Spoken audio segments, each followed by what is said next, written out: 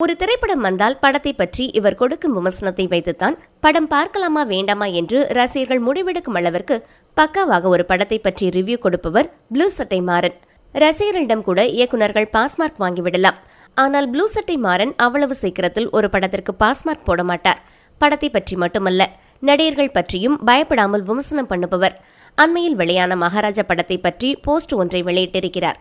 அண்மையில் வெளியான படங்களான அரண்மனை 4 மற்றும் விஜய் சேதுபதி நடித்த மகாராஜா 100 கோடி ரூபாயை வசூலித்தது என்று தயாரிப்பாளர்கள் செய்தி வெளியிட்டிருக்கிறார்கள்.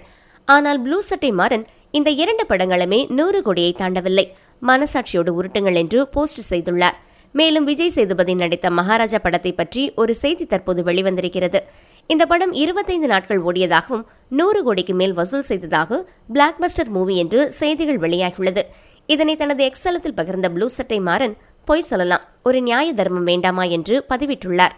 விஜய் ஆண்டனியின் ரோமியோ படம் ரிலீஸ் ஆனதிலிருந்து ப்ளூ சட்டை மாறனுக்கும் விஜய் ஆண்டனிக்கும் சமூக வலைதளங்களில் சண்டை வலுத்ததற்கு காரணம் ரோமியோ படம் சுமாராக இருக்கிறது என்று ப்ளூ சட்டை மாறன் போஸ்ட் செய்திருக்கிறார்.